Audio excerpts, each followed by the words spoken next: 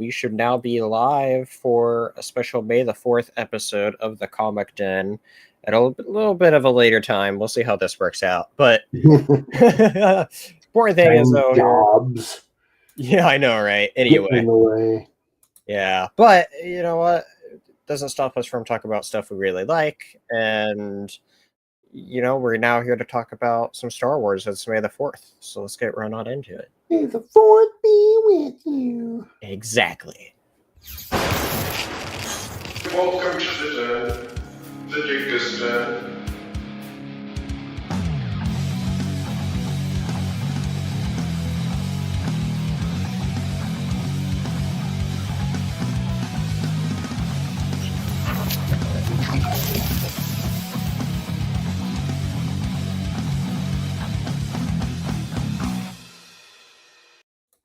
All right. Happy May the 4th to everybody out there that celebrates. And yeah, I hope everyone's been able to make the best of it that they can. And so, I don't know. I guess for you, Steve, you haven't really been able to really do anything today, have you? You've just been working all day, yeah? No, I've just been working all day. I just got off like less than an hour ago. Well, hey, now you're in a better place. Yeah. Always better when you get back home. But yeah, so we're here to talk about Tales of the Jedi, Dark Lords of the Sith, which you recommended. And so we'll get deep into that here shortly. But then also, today's the day after Free Comic Book Day. Yeah. And we each got some pickups there, and well, I got more than just some, so I'll could show off a couple highlights there, but got a little bit there. Yeah, Some good stuff there. What did I do with mine? Oh crap! I had them on my desk. Yeah, well, that's kind of important. But no, really, what happened to my? Oh yeah. What's welcome in while you're and I left them there. Oh, all right. Well, at least I have a list of what I grabbed. Did that not? Oh, that's probably why. Sorry, but I do see in the chat though that we have Taco Cat. What's up, Taco Cat? Welcome in, Spawn, aka Steve number 2. What's up?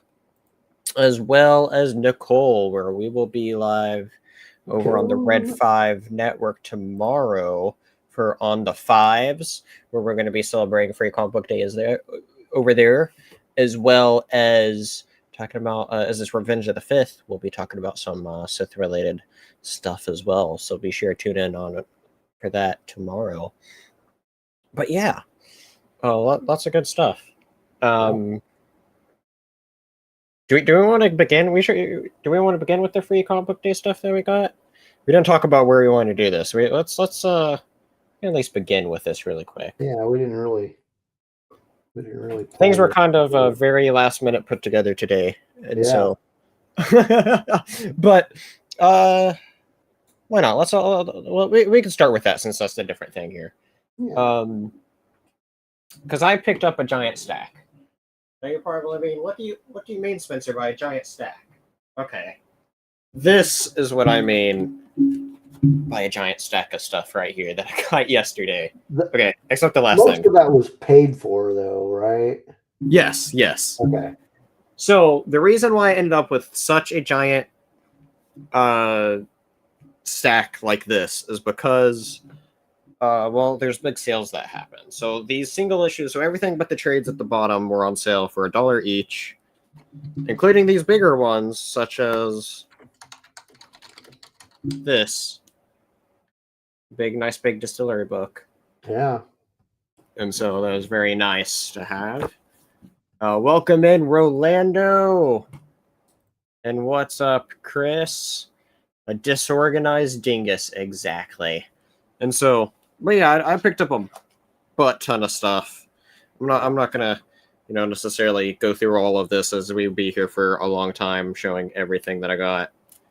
But the one thing I actually did get that, the one single issue that I did get that wasn't $1 that I want to show off is I got a first printing of the second Batman and Spawn crossover.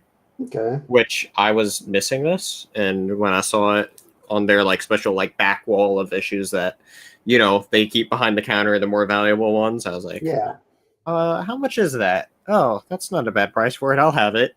And so, and that's what's also happens too, because when they have a bunch of great sales going on like this, there's a big line of people just you know waiting, and so like it took me like 40 minutes to get through the line. So keep in mind, this is like at a tiny like mom and pop comic store. Like it's not a big store, and so literally it's like people are lined all the way to essentially the back of the story, and so lots of love and support there. And something cool that my comic store did as well, it was give out free stickers. So look at that. Very nice. Free comic book day from Heroes Realm. Shout out to Heroes Realm there. That says probably the best in the world. And they got these really cool stickers as well that they have showing different comic covers sticker form there. And so this is my favorite one, as it's probably one of my favorite ever covers ever, if not my favorite. But then there's also, we got a cool Hulk one there, and Secret Wars, and there's a cool Silver Surfer right there. There we go, Action Comics. This is one of my favorites here. The Batman, make it look like they're on top of the store there. Nice. Green Lantern, Green Arrow, and then the Swamp Thing, which is really cool as well. So yeah, bunch of cool free stickers there that I picked up. So I was like, oh yeah, give me all the stickers. So, but yeah. Anyway, what about you? How did your free comic book day go? Well, so my shop had a limit of 5. Yeah. Somehow I walked out of there with 6. I'm not sure how that worked out, but yeah, I got but then after getting those out of the 6, one of them actually was for my grandson because he really likes Minecraft. Yes. Had a Minecraft one. Yeah. So I got that for him. But still, I was going through my list of stuff that I grabbed. I realized that there was one I was missing that I had planned on getting because we talked about it. Was that last week?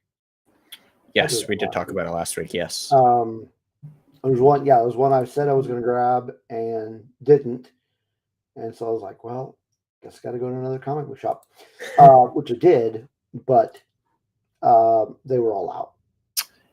You're saying all out of not just the book I wanted, but yeah, all out. Yeah. So I did not get a copy of the free comic book day I Hate Fairyland. Which ones did you pick up though? I got the Star Wars. Okay. I got the Best of 2000 AD. Okay. I got Godzilla, New Heroes. I thought about getting that one, but I didn't. I got the Boom 20th Anniversary. Okay. And I got the Spider-Man / Ultimate Universe. So my comic shop was allowed 4. And of that last one that you said was the only one that I picked up out of everything that you got.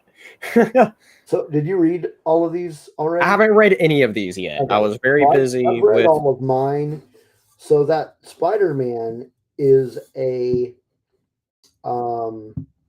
first part of the book is a preview of the new ongoing series.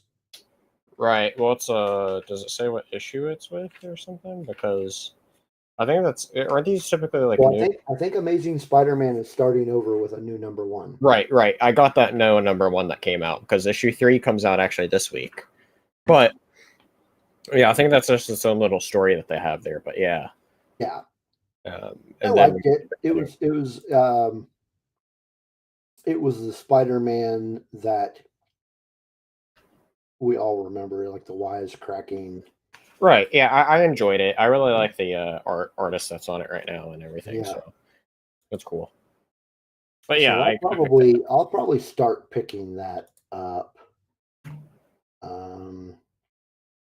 I'll say this week's issue 3, so not far behind. Now's the time to get into it. Speaking of Marvel, the other for your comic book day stuff I got the Fantastic Four with giant size X-Men. Oh, I don't think the one shop I went to, I don't think they had any of those. I then also got, this is a really cool one, the DC All In Superman Unlimited there. Yeah, they had that one, but flip it over and it's the Absolute Universe there. So this was the one that I was like, I want. And then last but not least, is I got the Energon Universe 2025 special, which has a cool wraparound cover there. Look at that. They didn't have that one either. They had the 2024 one. That's kind of weird. Yeah. But yeah, those are, I got like the main 4 that I was like really wanting because I was, well, okay, the main 3 I was wanting was Energon Universe, DC, and Fantastic Four. I wasn't really sure what to get for the other one. I was like, since I started reading Spider-Man, I think I was going to get the Spider-Man one, but it is kind of close because they said a limit of 4. I probably could have gotten away with like another one if I really wanted to, but yeah, I was just like, you know what, that's fine. These are all available digitally, and I'm actually started collecting a little bit of the Spider-Man. I've read a lot of Fantastic Four, and I was just like, I'll get the stuff with the things I actually mainly read that's related to. So that's why I picked those out. But yeah, so be sure to always support your local comic store and absolutely. do everything. So other than the free ones that I picked up, I also picked up. I think these are still in my office here. Yeah. So I didn't have Mom. What's up, Isaac? You saying mom? Who's mom here? Hold on. Who's the mom here? Mom here. So I didn't have physical copies of these yet, so I grabbed that one. Batman Hush 2. Let's go. Yep, that's the first issue, and then this kind of aluminum foil cover of 159. Oh, shiny. That's cool. So, you know what's funny is I ended up with that big giant books, and none of them were from my pull list. And like, it's like one of those places where it's like, well, you know, they have to enter in the number of every issue, like however much you're paying for, like each one, right? So, with my load of like a few weeks worth, it would have been probably like another few minutes of already a long line. So I was like, I'll just come back and get my other stuff later. But I bring that up because that issue is not specifically that shiny one, but like that issue is waiting for me there. Yeah. Did you? I think Isaac definitely meant mom, but that's, you know. Yeah, he does that in the Rebel Nerd Radio chat too. Taco Cat bought some Star Wars toys at the comic store. Those are good places to get collectibles at. So, yeah, that's awesome. So, was that the main 2 things you got? Was there anything else? Yeah, no, I didn't spend too much money because that's fair. Don't have a lot of money. I was like, I'm just gonna get some single issues, right, that are on sale, and then when they're $1 each, and you see a bunch of number 1s that look interesting, you're like, oh well, okay, sure. Like here's one that I picked up that I was wanting to. I can highlight is Bug Wars issue 1, second printing. So that's one. But yeah, a bunch of different stuff I got. It's like you know, when you see just things like this, like, oh look, I don't know what Kiva is, but this looks interesting. There's a cute doggo there. Why not? Right? Yeah. So, or you know, related with something there I thought about buying, but decided against it because of funds. They have you seen those those graphic novels that are in a smaller format? Yes, the oh my gosh, what did GC call those? Yeah, I can't remember. I don't remember. Yeah, I know exactly what you're talking about. Yeah, I thought about getting the Hush one. See, those I really like, because those are actually being stocked in some places like outside of your normal comic store where you buy like comic stuff like that. Yeah. And I thought about getting one over the summer Because the great thing is about all those is they're printed on cheaper quality paper, so they're all $10 each, which I think is fantastic. Because it's a great way to make some of these huge stories accessible, especially when they start with stories like All-Star Superman. That's, you know, a huge inspiration for the new Superman movie. The biggest inspiration, seemingly, we'll see. But I just found the name of them. They're called Compact Comics. That's it. Yes. Blame me for what? What? Isaac says he blames me. What did I do? Yeah,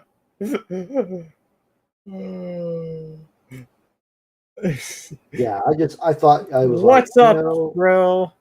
Ro from the Scarab Scuttlebutt. Speaking of talking about Star Wars comics, be sure to tune in this Wednesday where we're going to be talking about the Cassian and K2SO one shot. We'll be talking about that on Wednesday night at 7 p.m. Central. Okay. So be sure to check that out. But yeah, it was a good time though. It was good stuff. I did get a bit. Mm-hmm. Trying to see if there's anything else that I really want to show really quick. Oh, here's a cool one. I really like this cover for the newest Superman issue. Look at that. Oh, very nice. It reminds me very Thunderbolts-esque of that one, poster.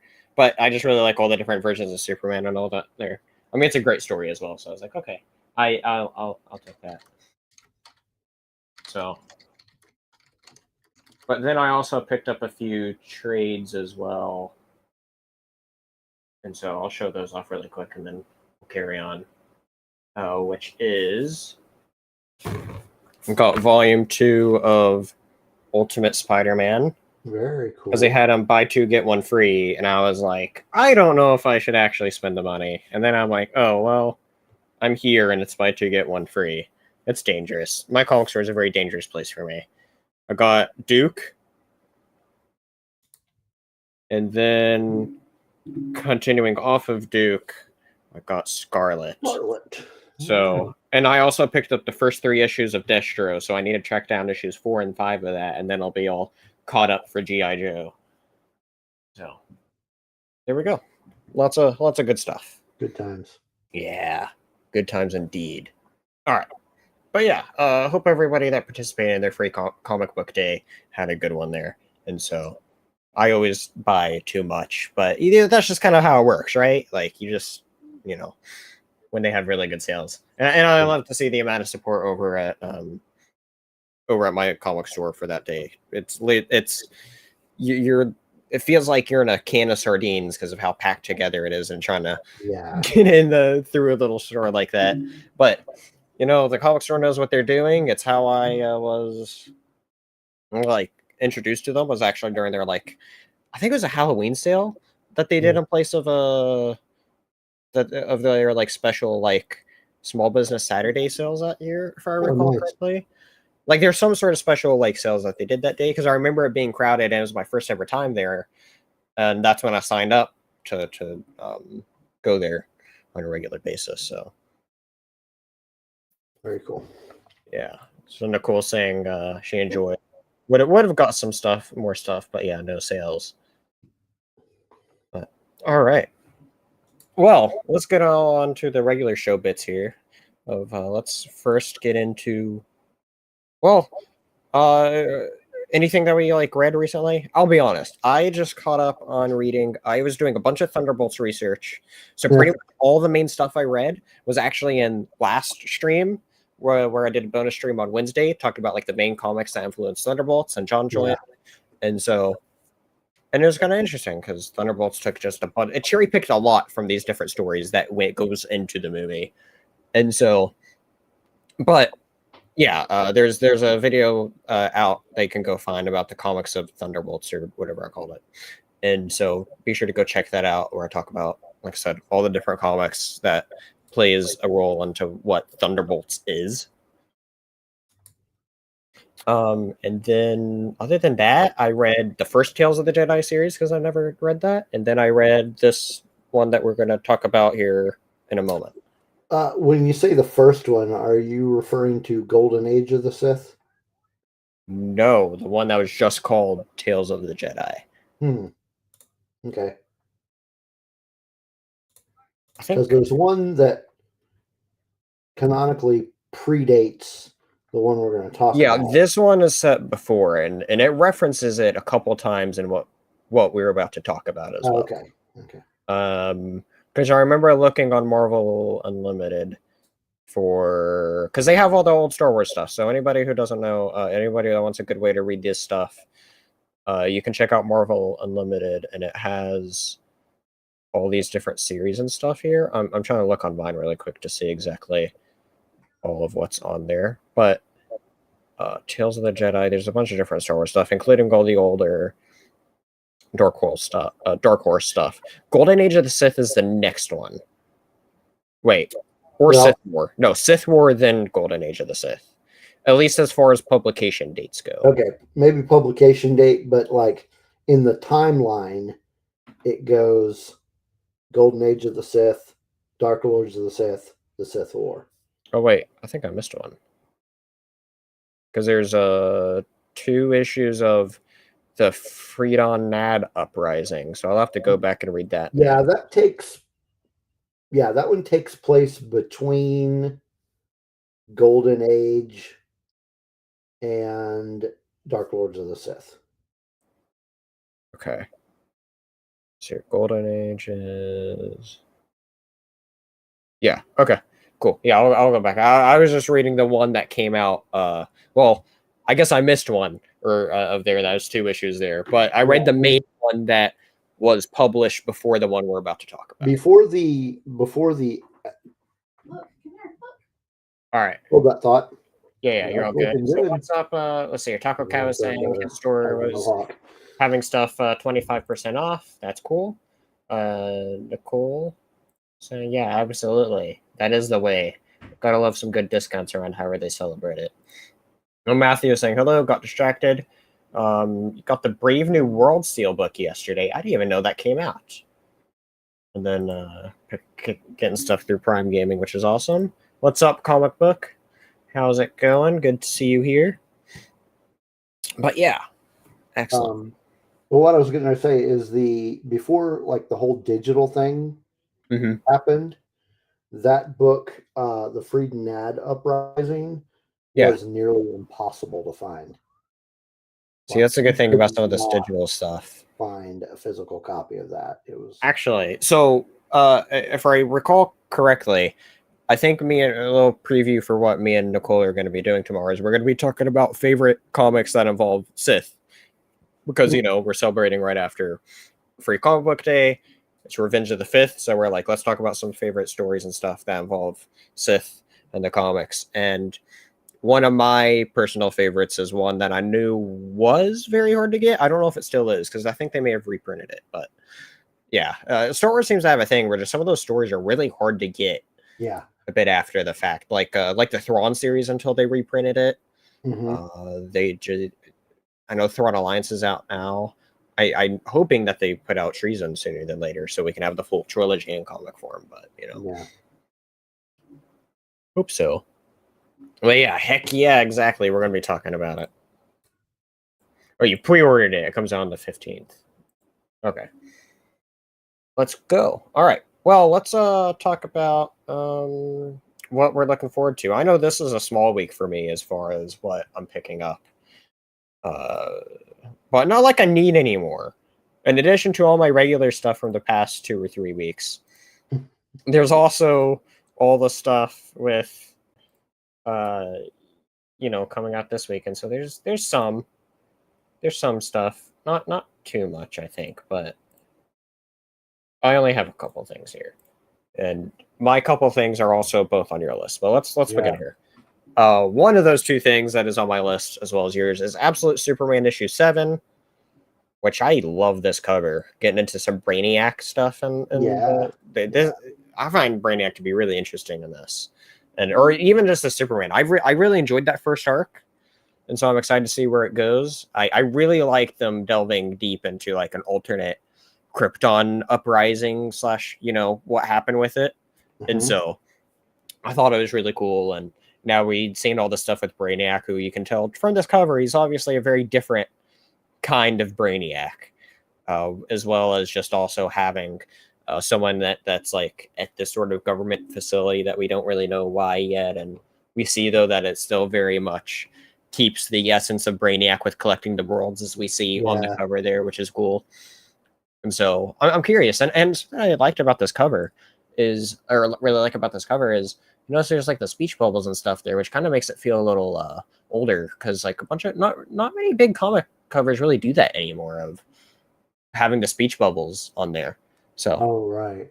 I thought that was a cool detail there. So, but yeah, really looking forward to this one. The only other book on my list this week is Absolute Green Lantern issue 2. And so I enjoyed the first issue of that. So it'll be interesting to see where the next one goes. Yeah, I'm looking forward to seeing what becomes of that. Yeah. Let's see here. Did I pull up the wrong one for you? Hold on. I realized I accidentally pulled up the wrong one for you. That's next. You have a Batgirl comic, was that right? Is that what it was? Yeah, I've got Batgirl number 7. Okay, there you go. So Batgirl. That's cool. And then you have the Spider-Gwen Ghost Spider. Right. And then there's a couple other issues that comes out this week that I wanted to highlight. There is Blood and Thunder, which is a new Skybound series, and Skybound usually puts out pretty good stuff. And so I'm quite curious on what they're cooking up here with the new sci-fi series. So hoping it's something good. And then, last but not least, but also very fitting, for May the 4th, this week on Wednesday, we have coming out the first issue of the brand new Star Wars mainline series, where they've been kind of very tight-lipped about what's going on in it. All we know is that it's set right after Return of the Jedi, and it's set after like all that other like stuff that they were doing with like the Uprising. Yeah. The whole Battle of Jakku stuff there. Like it was like a big 12-issue thing that they did. And I read the first one, maybe 2, and I thought they were I remember particularly enjoying that first issue. I don't remember anything about the second, maybe because I didn't read the second. And so, but will be interesting to see how this goes as it's the next main iteration of Star Wars. You know what I find odd? What's that? About this, though? What's that? For some reason, it's not on either one of our lists. Well, for me, I'll be honest. I don't read a bunch of the I don't read a bunch of Star Wars comics. Like I don't and when it comes to something like this where it's like the main group, I want to try to catch up on reading a bunch of the other stuff. The only Star Wars comics I subscribe to or have subscribed to in the past is different limited series that's come out that like hold up on their own. Like for instance, one of the ones that came out in the last few years I really liked is Star Wars Yoda. 10-issue Yoda series written by, I believe it's Kevin Scott. And I really liked that one. And it's just a really good, hey, here's 10 issues. It holds up on its own by itself. And so I really, like, that was a big one for me that I really enjoyed. Okay. But it's kind of stuff like that. Like for instance, I checked out the first issue of Ewoks. If I really enjoyed that first issue, I would have gotten the rest. However, it's kind of a weird first issue, so I was like, I'll wait and read these later on. Yeah, I read the first issue and tapped out after that. Yeah, I was like, I don't want to pay for any more of this. But I will probably end up buying this by Wednesday. Sure.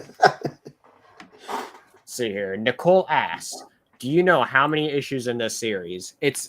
Here's the thing. The last ones have gone on. What did the last series go up to? Do you remember? The last ongoing series? Yeah. Oh, man. It ended earlier this year. What was it? It was up in the 40s, right? Yeah, at least maybe even 40s, 50. if not the 50s. Let's see here. I'm looking it up here really quick on Marvel Unlimited because I know they'd all be out there now. Yeah, I'm actually checking it out on League. Yeah, I'm trying to see if I can find it here really quick. See, I'm scrolling through here, not finding what we're talking about, but I'm seeing a bunch of Star Wars stuff I need to read. And also some stuff here I'm questioning if I've read or not. Mhm. Where the balls is it? Oh, 50 issues. It ended at issue 50. Okay. So, but yeah. Yeah, So, that but point is, is what I'm saying though is yeah, that sounds right. that I would expect it to go on for a long time like this, because we're talking about the main crew. They're wanting to capitalize on it as much as they can. And this is set after Return of the Jedi, so they don't really have to worry about conflicting with anything else other than whatever novels, which they've already tied into with the Jakku comics. But then also Right. now they don't have to worry about tying in anything until Mandalorian, at least stuff on screen. But Yeah. then even then, it could be like, well, here's what all the heroes were doing before, or while Mandalorian stuff was going on. Mhm. So we'll see what happens. Here's the thing though, was now they're not necessarily. Well, they're still in the box, right? Because it still goes to Mandalorian. It still goes to the sequel trilogy, eventually, theoretically, right? Mhm. But they're now not restricted to, hey, here's this 2-3 years between A New Hope. Here's not this 1-2 year between Empire Strikes Back and Return of the Jedi. They can now play with a lot more time on their side, a lot more stuff that they can do with now being given a freedom where some of these characters have had some stories and novels and stuff set after in this time period. But that's so many more years of stuff that they don't have to worry about tying in with. Where point is I'm saying of this though is, since they don't really have another reason to also reboot the Star Wars series, this could run on for a very long time. Like, it may be a bold prediction, but I think it could very easily get up to 100 unless it just stops selling. Yeah.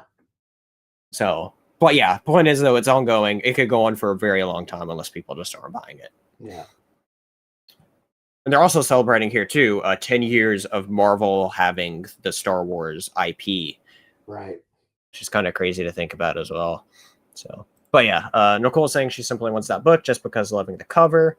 Yeah, it is a great cover though. Taco Cats saying 1995 Dark Horse Comics episode 4. Yeah, Dark Horse has done so many Star Wars comics, and what I find great too is we've mentioned before of like it's kind of harder to find some like a bunch of that publisher stuff on just digitally comic subscriptions or however outside of Marvel and DC. What's cool though is since Marvel has a Star Wars license, they have, to my knowledge, all the older Star Wars comics on the app, which is really cool to go check out.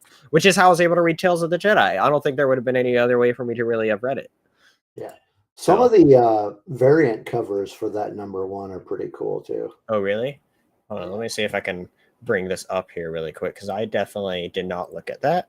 So let me see if I can pull that up really quick. I was definitely not looking at variant covers here, so let me pull it up here really quick. Yeah, I can't share my screen, can I? Well, I already have it here. Okay, so let's look at what covers we have here. That's variants here. We have... There we go. That's an interesting one. I guess this is some sort of new character. I think that is... Yeah, I don't know. Maybe it's could that be Mon Mothma? I know. It looks like weird to me. Right, I think it's a new character, yeah. Let's see here. There's My Comic Books, limited series. Calvin Scott, he hasn't written a thing that I haven't liked, at least in comic. Well, actually, no, just in general. I've liked all of the stuff from Calvin Scott. He's a good writer. Yeah, I love it too when they expand stuff, especially if they figure out the right way to do it. It's the way to go for it. Ro asks, when are we going to dive back into the Dark Horse Star Wars? See, I've barely read any of the Dark Horse Star Wars, and so like we're going to talk about one of them today. I was about to say one of them today is one of the very few that I've read. I'm trying to think of like what else I would have read that's Dark Horse Star Wars. I'm going to bring up on tomorrow's Red 5 Network on the 5 stream there. We're gonna I'm going to be showing actually one of my very early comics that I ever got. And that was a Star Wars one that has a very notable Sith in it. And so, to say the least. And so that's one of those that kind of stands out to me. But like, other than that, I'm trying to think, and this that we're about to talk about, I don't think I've read any of the other Dark Horse stuff. I've bought a lot of the Dark Horse stuff to read because on May the 4th, probably 4 years ago, I'm going to say, maybe it's 3, but I'm going to say 4 years ago, Comixology has a huge sale of this stuff going on.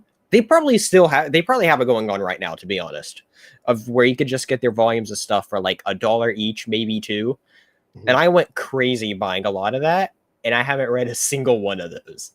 And so I own a lot, and plus it's on Marvel now, which I have a subscription to that I'm not getting rid of anytime soon. Well, to be fair, I have a year paid for it that doesn't expire until December. So Ro is right. Those are Dr. Aphra's tattoos. So maybe yeah, that's her. or one of the characters related with her. Yeah, I don't know. I don't know, but those are her tattoos. Yeah, definitely a new person. A lot of Dark Horse comics. Yeah, Dark Horse has had so many. All right. What others? Ooh, I really like this one. That one, yeah, that one's nice. It's a 1 in 100 though. Oh my god. Yeah. That means it's pricey, to say the least. A 1 in 200. I really like that though. It's kind of like kind of manga inspired, but also kind of not. I don't know. That's an interesting blend. I like how the colors pop out. Huh. All right. We also have this one. Interesting. Have a new. I assume that's a new character highlighted there. Yeah. So that's interesting. And we have somebody else here. Interesting. Oh, I like this one. Yeah, these are nice. Yeah, that's oh my gosh, what's that character's name? That starts with a V. Vance, is that right? Yeah. Yes. Okay. Yeah, he's cool. Okay, and then back to oh wait, no, there's still more. Hold on. Valance. It's not Vance. Valance. I see. I was like, that doesn't sound right. Yeah. Wait, what others are here? There's also a cover. Oh, here we go. There's your first order. Okay. There's the regular version of that. Regular version of that one. Oh, here we go. Why are these? That's not what I want. Oh, I really like that. Okay, this might be my favorite one of these. That one's pretty cool. Yeah. And then Power of the Force there. See, I either like this one the best or this one. I might pick up an issue of this on Wednesday. So very cool. Yeah, there's a cover right there with Matthew's favorite character. Oh yeah, where is he? To show him his favorite one right there, huh? His favorite character. Oh, that's funny. Ro was saying that is Aphra in that one. See that her hair, she got a big do-over then, because I don't remember her hair being like that. Oh. Well, the last time we saw her, it was a bit ago. That's true. It was a bit ago, so maybe she's got herself a makeover. But she's supposed to have her own ongoing series as well. Maybe it branches off into that or something. What's that? Also, maybe it branches off into that somehow. Possibly. Now I can't remember the name of it. It's something weird of like ghost agents or something like that. That doesn't sound right, but it's like it has a tagline with it that I don't remember what it's called. But I remember us talking about it when it was announced because we've had all these different we have all these different Darth Vader series and Star Wars series that they don't have a tagline to. Chaos Agent. That's it. Yeah. And that doesn't come out until June. Oh wow, they announced that one far in advance. Yeah. Yeah. Well, times are good if you're a Star Wars fan, including they did put out a new Star Wars issue 1 this week, which is what was it? It was one of the Dark Horse ones, but obviously Dark Horse doesn't have the more adult stuff. It's the kiddie stuff. It's whatever is issue 1 of like their new series. Speaking of Dark Horse, I did get a Dark Horse Star Wars comic. Is it this right here? Yeah, here it is. I got this because it was $1 and I haven't read any of it. Hyperspace Stories, what was it called? Bad Batch Ghost Agents. Oh, okay. That's why I thought of Ghost Agents was because of this. But yeah, so. But anyway, Yeah. All right. Anyway, let's get on into our main topic here after all that May the 4th talk and Star Wars stuff. Lots of good stuff coming out in the world of Star Wars, so that's good. But anyway, let's talk about Dark Lords of the Sith here. Dark Lords of the Sith.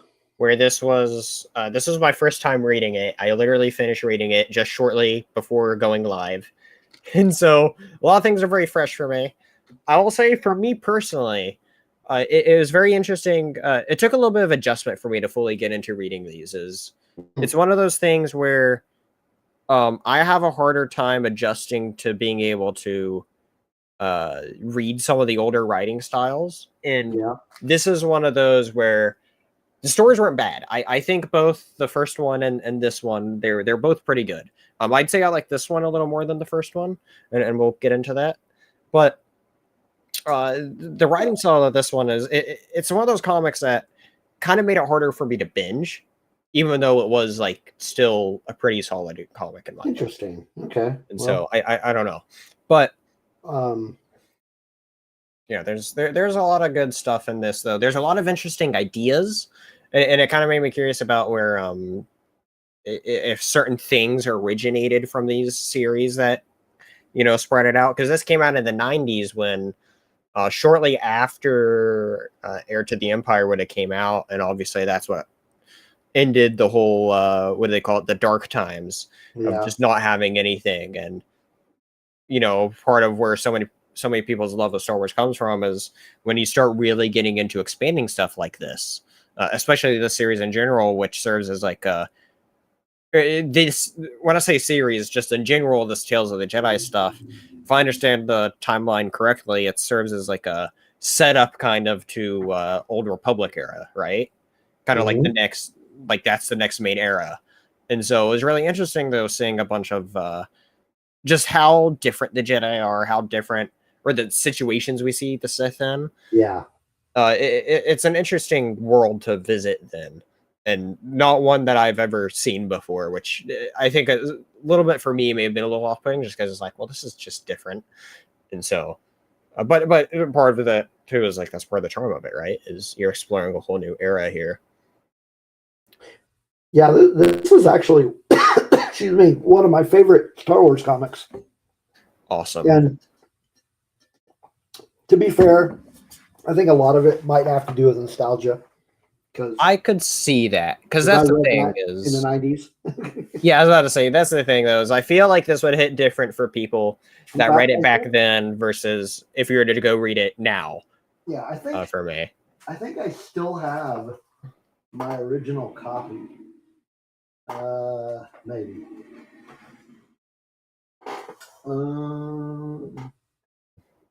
All right. Well, Spencer, where do I keep my Star Wars comics? Oh, there. You think you know where you put them? Oh, there we go. They're somewhere there. Oh, you know what? I forgot one when we were talking earlier. Oh, what's that? Okay. So I've got. Okay, so chronologically speaking, this is the first one. Golden Age of the Sith. Right, even though it came out like is one of the next ones after this. Just chronologically speaking. Because if I then there was the Fall of the Sith Empire, which is a direct sequel to this one. Okay. And then you got Freed and Ad, which I don't have a physical copy of because that thing's impossible to find. But then, strangely enough, this is my original copy. And that's of the first one. I never got. Wait, no, that's Dark Lords. This is Dark Lords. Okay. And then there's the Sith War, which is after that, right? Right. Do you not have like the first of that trilogy, the one that's just called Tales of the? No, I don't have a physical copy of that. There is another story that takes place after the Sith War. And I have never seen a trade for it. I'm sure that there is, but it's called Redemption. I saw that. Yeah. It is about one of the main characters in these two as he tries to redeem himself. I'm pretty sure I know who you're talking about. Interesting. it was a pretty. I liked that one too. Yeah. I'll have to go out and read those. I think I'm going to read them in like publication date. Mhm. But obviously I would have missed them because the Frieden Nad one, or however you say his name, I think came out technically before this one, but after the last one. And so, but I usually read them in order, but yeah. Well, you know, I'll see. I'll see. Well, I'll get to it. I'm definitely very curious about this era, though. As like I said, it's my first delve into this era, which I think, like I said, it is a very intriguing era. Mhm. So I will definitely continue reading more of it at some point. Probably not right away after given that giant stack I showed earlier, but you know. But each of the issues, though, something they do is they give you a little scroll here. You know, very reminiscent of what we know from the movies, Mhm. which is cool. And this one pretty much sets up all of it because, well, I mean, it references some of the stuff that happened with, actually, most of it does reference what happened in the first Tales of the Jedi series, but then also, as some time passed and whatever, it does tee up where we find ourselves at the beginning of this story. So there's a bunch of stuff into it. And this is the first page of it here. And one of the things that really stood out to me in this series was how these ships were drawn. I really like the way that these ships and stuff were drawn throughout this series. Actually, one of the things that really stood out to me is, actually, I think it was in the first Tales of the Jedi. Do you remember that giant bug ship? It was like a spread. I think it was in the last issue of that. They showed like a giant ship made from a giant space bug, and I was like, "Holy crap, that is cool!" But all their ship stuff, I thought they were drawn really well, and so I think this just shows an example of that. Yeah, I like the artwork. Yeah, it's a very good '90s, artwork that it fits. So it's just how things were back then as well, So, but we do have. See here, big double spread there, and this is something I found interesting too, of just saying how the forces of the Sith, uh, sort of just interact and how they are during this whole series. Yeah. And so it's a very interesting thing there. Yeah, this is when you get your first taste of Exar Kun. He's checking out forbidden knowledge. Yeah. So this is one of my first questions was we see holocrons have a prominent use, and we see one right there, right? Mm-hmm. And then it brings up the Sith holocron. Do we know when we first ever saw holocrons?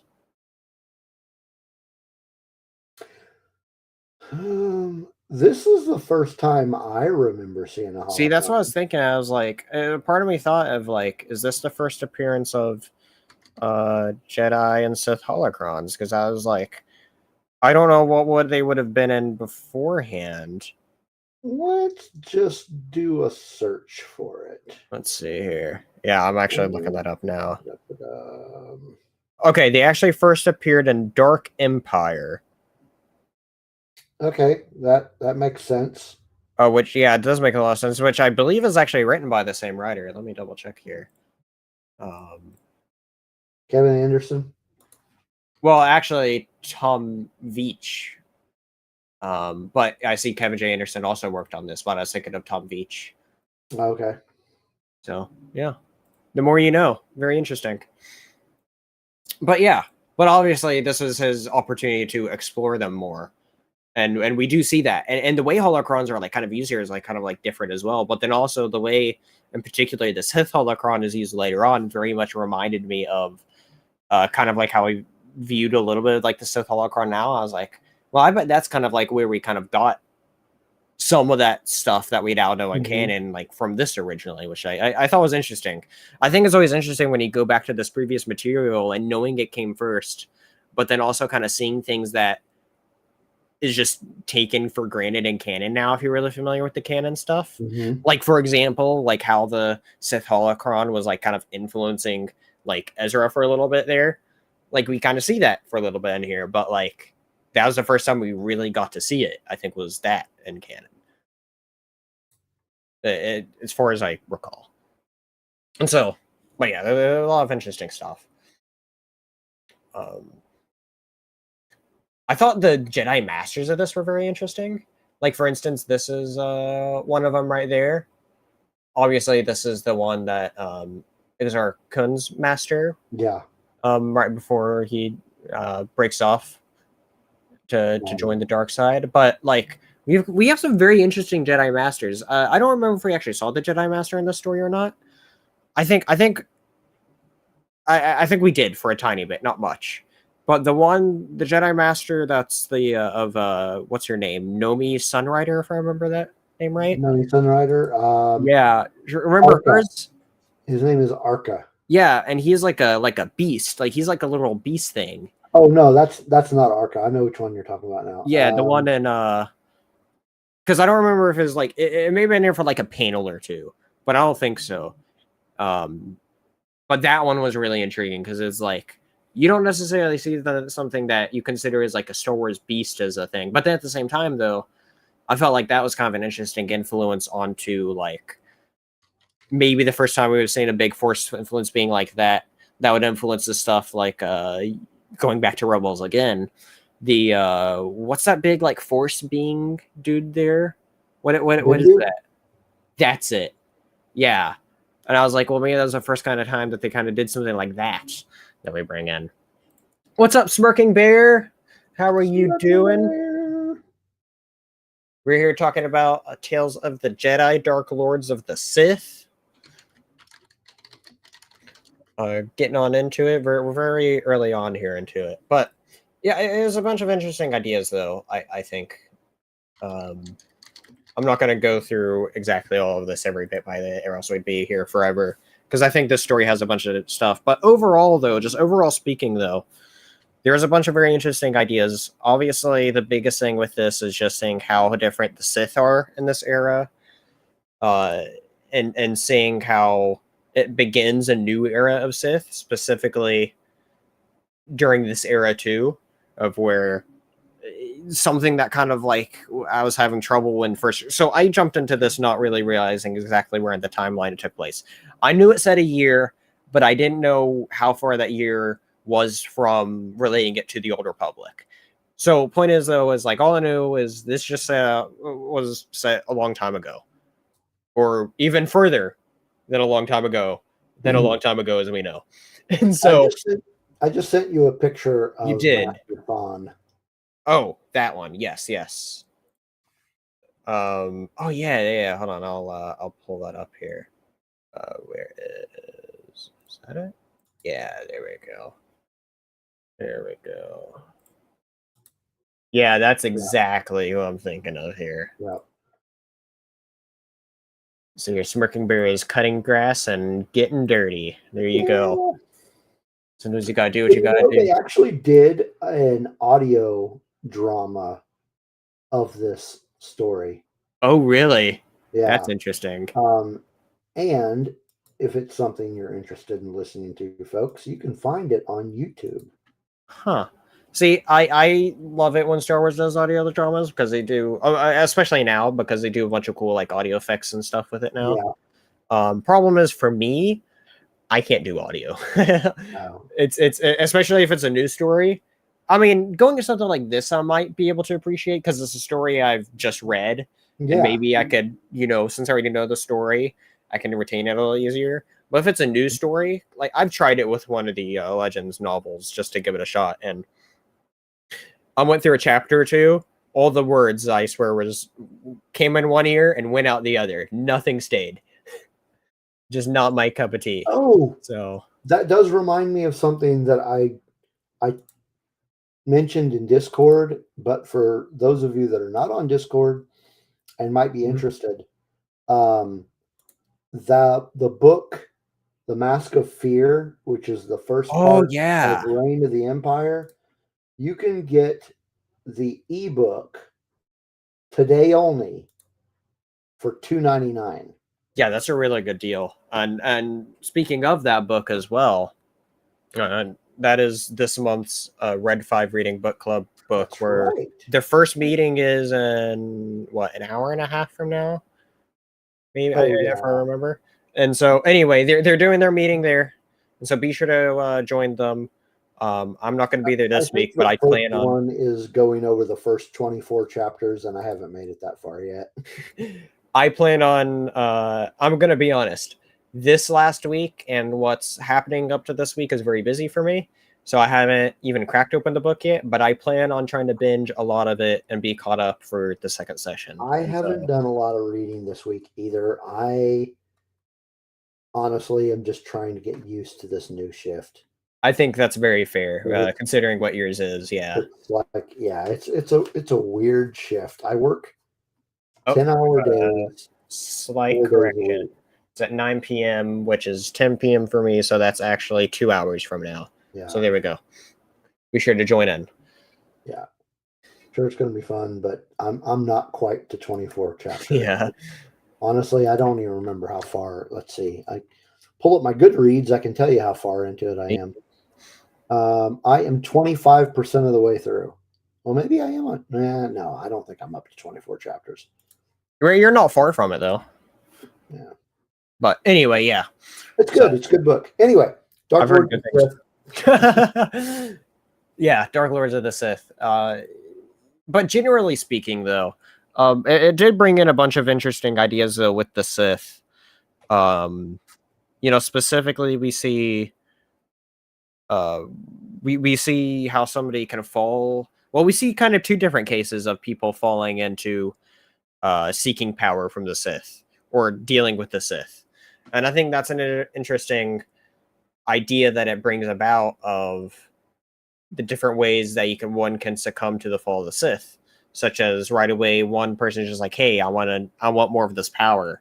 Mm-hmm. And the other one doing it more for an actual reason. But then obviously once you start down that road, you can't turn back. So to me, jumping on that point, I think that Exar Kun was mostly interested in the knowledge. Sure. At first, but then he kind of got seduced. Yeah.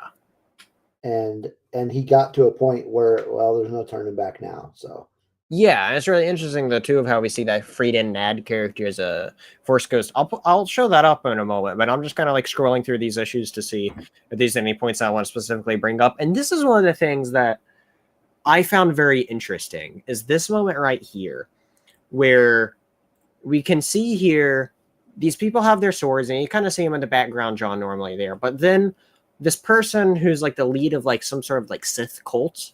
Like, not necessarily with the Sith, but they use Dark Lord powers. Mm-hmm. They're able to... This person specifically, though, is able to turn regular swords into snakes. And when I saw this, I was like... It's an illusion. Right. And when I first saw this, though, I was like, what in the world? She's turning the swords into snakes. And then we do see her power on full scale later, being a giant illusion, which is like, oh, this makes a lot more sense. This is really cool, actually, seeing how the Sith are able to make different illusions like that. But like we see here, though, like when it first happens, though, well, yeah, it says expanding count for Sith illusions, but then like this looks very of like real, despite it being an illusion of, holy crap, this is all of a sudden like a sword that's a snake that strangled this dude to death. And so I thought that was a very interesting thing, that when I saw it, I was like, wait, what? Like, I had to do a double take. I'm like, oh, okay, I see what it is. Some sort of special illusion thing here. And seeing these different like Sith spirits and whatnot, it is just very, very interesting. But then also, just generally speaking, going back to what you were saying about Exar Kun and everything, Snords. Freaking Bear saying, I wonder if a spice trip is like that. That's a good question. One way to find out, right? Right. Let's do some spice. Yeah. So here we see Frida Nad, as we were just talking about him in his like spirit form, and he's always with Exar Kun pretty much throughout this entire series. And so it's kind of very interesting of where what I related this to is it reminded me heavily of, and especially kind of his look too, is do you remember in Clone Wars when Yoda goes off to investigate that Sith planet? What was that Sith planet? Do you remember what Sith planet that was? I was just thinking about that and I didn't look it up. Wasn't Malastar, was it? That doesn't seem. Oh, That didn't sound right. What planet does Yoda go to in season 6 of Clone Wars? Does anybody know? Let's see if anybody can get it before I find it. Yoda, season 6, Clone Wars, Sith planet. Let's see if I can figure this out here. Does anybody know what I'm talking about? Moraband. Moraband. There we go. But anyway, there though he comes across Darth Bane. Oh, go ahead. And yeah, so there he comes across Darth Bane, who comes across as like a force, not exactly a ghost like this, but it is some sort of force version that appears, right? And it reminded me very much of this, of what was going on with him. Because it was very much some sort of spirit that was attached to the place. I was like, oh, look, I'm here. That still living in this place, very much how Frida Nad is with where Exar Kun goes to. Well, one of the planets that he goes to is Moraband, because Moraband is a different name for Korriban. Oh my gosh. See, I was literally thinking, is that the planet Yoda went to? Yeah. And because I felt like it was. And that's kind of like one of those things where I feel like, I don't know where else this might have been done at, but like, just like what we were talking about earlier of canon taking things from legends here in this case. Yeah. Of like, I was like, I got those vibes, you know, which is kind of weird of like I said, like I'd known those Clone Wars episodes first, but like while I was reading this, I got those vibes from that Clone Wars arc while reading this, like especially like parts like this here particularly. So yes, Exar Kun does go to that planet, but at this time it went by a different name. See, that's the thing is I was going to say that, and I guess I'm glad you said that because I was like, oh, I guess I was just wrong, even though it wasn't there. No. Interesting. Bear says, don't hit that spice too hard or you'll trip balls. Matthew's saying it's a Spice Girls trip. Oh, God. Anyway. But yeah, like just the ways that, of like how the Sith come about in this are interesting though, because I guess just skipping right on to the end though of like we see though how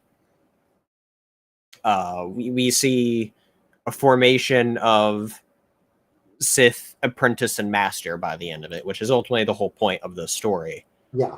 Which is really interesting too, because once I saw that brought up, I'm like, oh, okay, this is expanding the lore in even bigger ways now, and seeing all these different Sith forces come before they were really transformed into the way we know it. So then this marks the beginning, like, hey, this is how the Sith began in the way that we know the Sith. Yeah.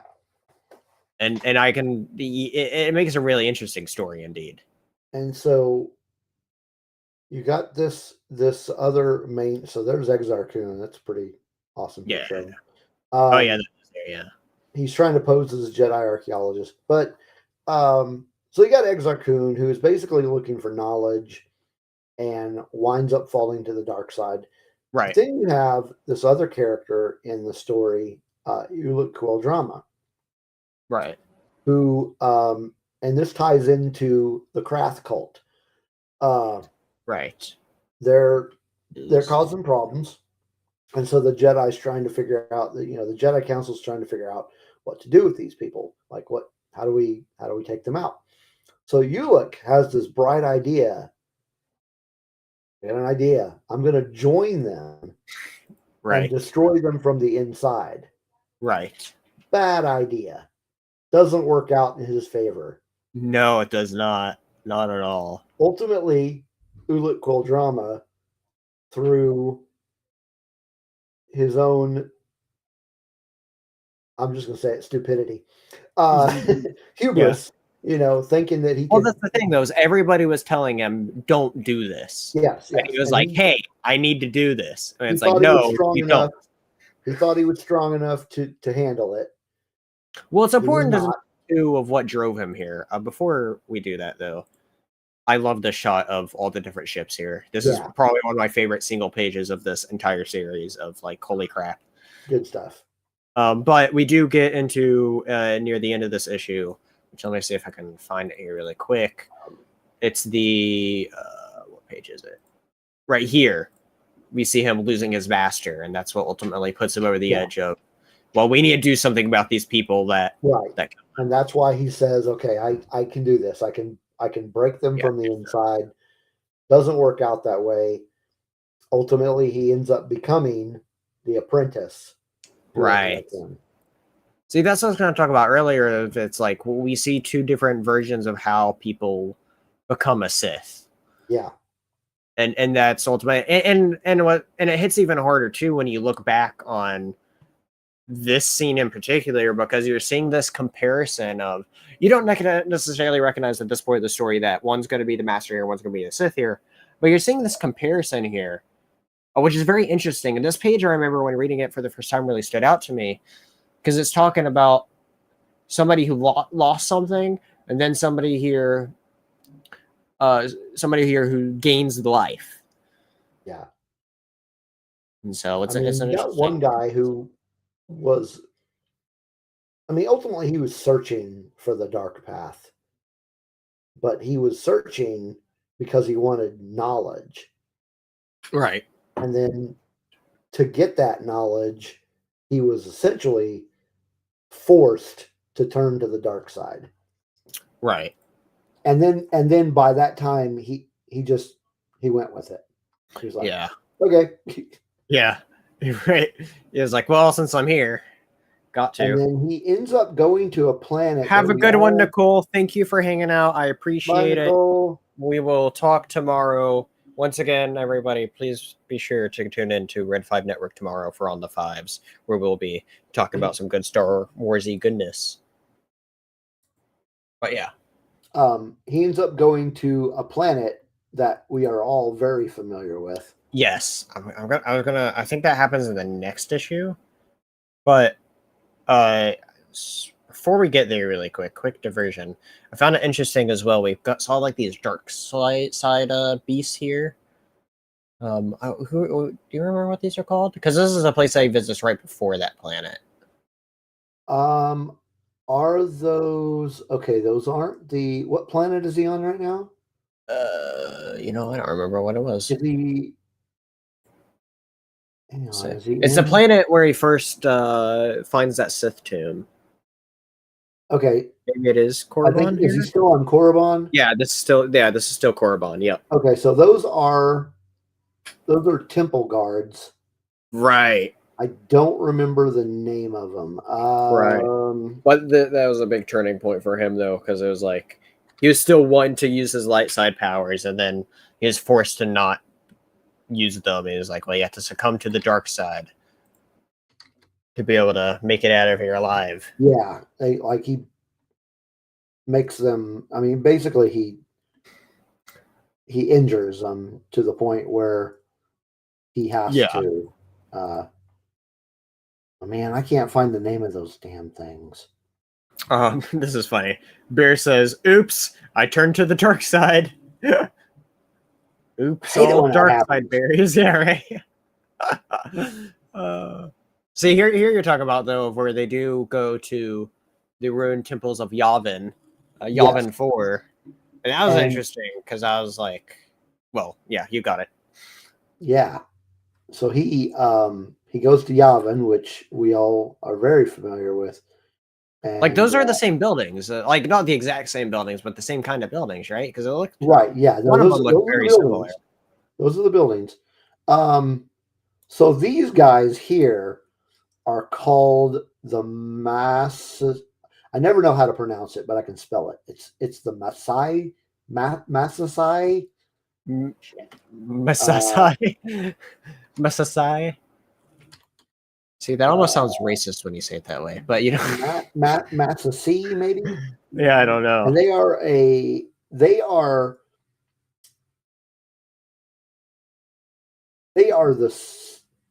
an offshoot of the Sith species, Yeah.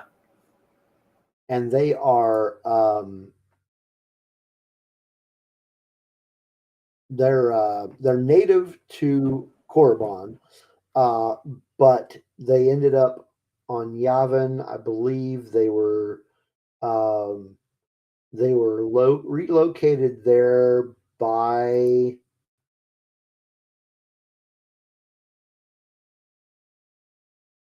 stand by. I'm going through my history. Naga Sadao. There you go. To protect his so Naga Sadao was, in addition to being a Sith Lord, he was an alchemist.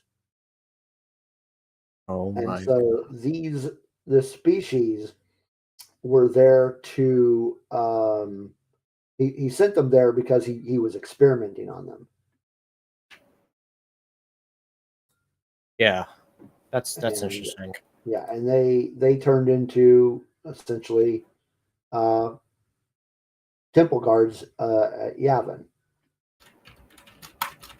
Yeah. Trying to protect. They were interesting. That's for sure. Yeah. Oh, they're crazy, man. Yeah, I remember seeing these for the first time, and this is like the first time you see them action right here. Yeah.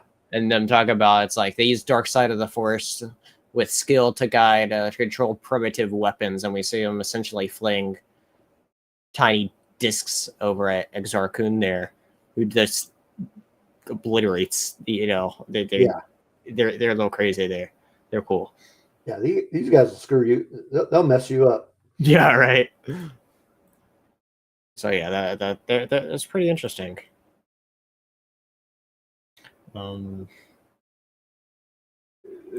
Smirking Bear saying, "Gotta love Sith experiments, right?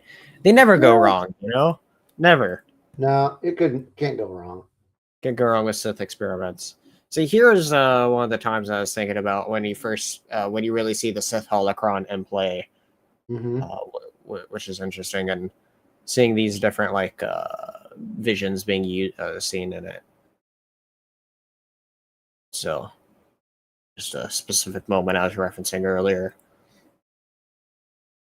But yeah, no, overall though, like I definitely enjoyed it. I'm glad that you got me to read it, as it was very interesting and showed the Force in different ways. And even though we're really here focused on the Sith too, I think it's important to also mention just the different state that the Jedi are in. Because you know, this is pre them all being based out of Coruscant. You see them all in the different place here. We see all the Jedis have their emotions here. Like you literally, it seems like it's almost with any Jedi group, they're making out next page over. And so, you know, love is in the air with a bunch of the Jedi, though. You know, like there's a relationship going on between Nomi and what's his name? Ulin? Is that his name? Who are you talking about? The apprentice Sith. Ulick. Oh my god. Ulick and Nomi, like they were having a relationship going there for a little bit. So I think the Jedi were on Coruscant by this time, but these Jedi were not. Well, they met. Oh, okay. Yeah, I'm interested in looking at it more though, because they do reference here's the Grandmasters, and they did have like an assembly of important high-ranking Jedis though, at the very least. That wasn't there. So, but yeah, in the Golden Age, I'm pretty sure they're already on Coruscant. Okay. I'll have to read that since, like you said, it's a big prequel to it. Yeah, and it's not the Coruscant that we know. It's still being built. Like, here's a picture of Coruscant. Oh yeah, okay. Huh. Yeah, See, that's intriguing. It's still being built. So yeah.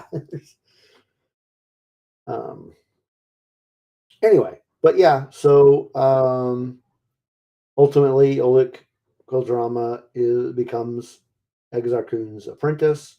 Yeah. Well, it's important to say too that there's a big plot point of them trying to get him back to convince him of like, hey, is this actually what you're doing? And they made that whole rescuing effort, and then he was like, no, I'm staying here. It's a path that I'm start going down to. I can't do this. Yeah, they try to get him to turn from the dark side. And what is Bear talking about here? Right, I'm not sure if I necessarily get this reference that he's saying. The Jedi schisms. What's the Jedi schism? If you're referring to Darth Revan, this was before Darth Revan. Okay. See, I wasn't necessarily sure what Bear could have been referring to there. Yeah. Yeah, this happened before Darth Revan. Yeah, that was one of the big things I was trying to figure out when I first read these. So you talk about like just an awesome cover, and this is the one I use for the thumbnail, and it's definitely my favorite cover here. Yeah, is this one right here. And then like you don't even see him don this outfit at all or anything. Yeah. It's like the one cover that's like completely deceiving out of all these, I feel like. Because it's like, well, you don't really see this happen at all. But I just really like the cover here. It's a cool cover. So yeah. Good cover. Okay, yeah, good stuff though. I'm just scrolling through this last issue really quick, making sure that there's nothing else I really want to bring up. But I feel like we hit it pretty well though. Just because it was good. Definitely has me wanting to read more of it. So something I'd definitely do sometime. Yeah, I really do like all of those old Sith comic books from Dark Horse. So it's cool. Interesting, even if it's not canon anymore. It's still interesting read. And yeah, I mean, as long as it's a good story, and as I've mentioned a couple things as well, of like there's definite things that they draw inspiration from still in what the modern stuff we watch. Yeah, like if I'm remembering correctly, I think Exar Kun was the first person that we see wielding two lightsabers. Huh. See, this is one of the things that referenced the first series there, because you're like, where was that? I said it, but they related it to the big break-in with that happened in the first series. Yeah. But yeah, it was good though. Like, I'm glad you got me to read this, as it's an era that I haven't delved into prior to when I started reading, I think yesterday. Yeah, it's really interesting reading, I think. Yeah. And yeah, no, I'm definitely glad I checked it out. There's lots of good stuff here. There's old Marco Ragnos right there. Yeah. See, that's interesting because Exar Kun was wanting to go kill Ulick. Because this is where Exar Kun and Ulick are fighting each other. Yeah, and then the really spirit of Marco Ragnos, who was a Dark Lord of the Sith, I think about 1,000 years before them, comes. He's in spirit, and he's like, "Knock that shit off." Yeah, this is what you need. You need a new master, an apprentice, and that's where everything leads to here. That's where he tells them all. He's like, "Okay, Exar Kun, you are now Dark Lords of the Sith, and you have to do this." And so that's literally how it ends there. Of like, that's how it ends. But it does continue. Yeah. In the Sith War. Well, I wanted to bring this up though. Check this out. So on Amazon, you can buy the omnibus of this for almost 60% off. This includes a bunch of stuff. Dawn of the Jedi stuff, Force Storm, Prisoner of Bogan, gotta be huge. Force War, Dawn of the Jedi, issue 0, Tales of the Jedi, Golden Age of the Sith, Fall of the Sith Empire, Tales of the Jedi in it. has Freedom Night Uprising, Dark Lords of the Sith, which we just talked about, Sith War, which is the next big one, Redemption, and then also material from Star Wars Tales 23 and Dark Horse Comics 7 through 9, which I guess ties into it, little bits in there. And so anyway, though, that's you're talking about a bunch of stuff. I don't know how many issues that is, but that's a lot. That's a lot. That's collected for a good price there, I think. So definitely give that a look for anybody that likes reading things physically. You can get all this stuff all together, which is cool. I think I'm gonna have that on my list there. I also just sent you a cover for issue 1 of Redemption, because it's got a very different look at Ulic Drama. He looks pretty rough. Yeah. Look at that. Yeah. That's interesting. Yeah, no, I'm definitely interested in reading more of these. I'll probably just continue reading these on Marvel Unlimited at some point. And so I'm definitely want to read more of these. Well, some crazy stuff happens to him in the Sith War. Like the way that story ends for him is very life-changing. Okay. Yeah. We'll see where it all goes. Yeah. Awesome. Well, thank you everybody for joining us for May the 4th. Yeah. Hope that May the 4th be with each and every one of you all. Thank you all for tuning in. Be sure to hit that like and subscribe if you haven't already. Yeah. I didn't remember to do that earlier. I'm terrible about that. I'll get better at it. But but yeah, it's been a good one here talking about Tales of the Jedi. Not that one specifically, but Dark Lords of the Sith.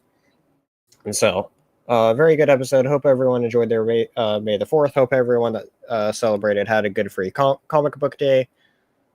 Be sure to go check out Rebel Nerd Radio, where you all are currently talking about Andor. Yeah, we'll be live on Tuesday to talk about the second arc of Andor season 2. There you go. Excellent. That's what I like to hear. Yes, have a good May the 4th, Bear. You too. Yes, hope everybody has a great night. Thank you all for tuning in. Be sure to come back. Let's see here. I'm probably not even going to do much Twitch stuff until probably Friday or anything like that.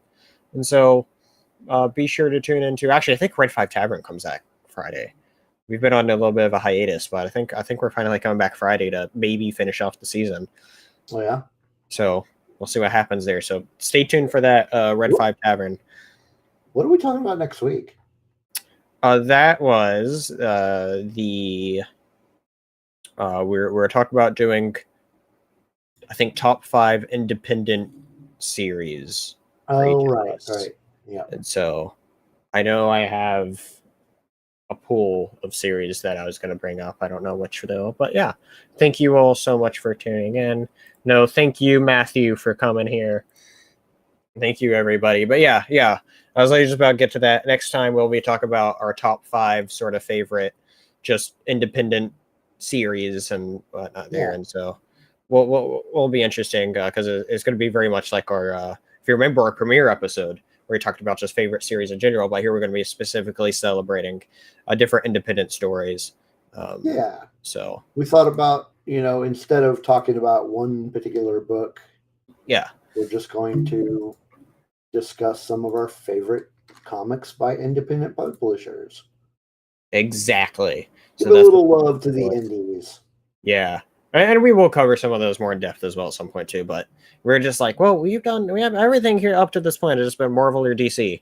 So let's try to mix it up a little bit. And so that's a good way to mention at least a good bit of those. And even I think all of them are good starting places too, just in general stuff to read. So also, if I'm remembering correctly, we were discussing somewhere down the line, we were going to talk about a Judge Dredd comic book.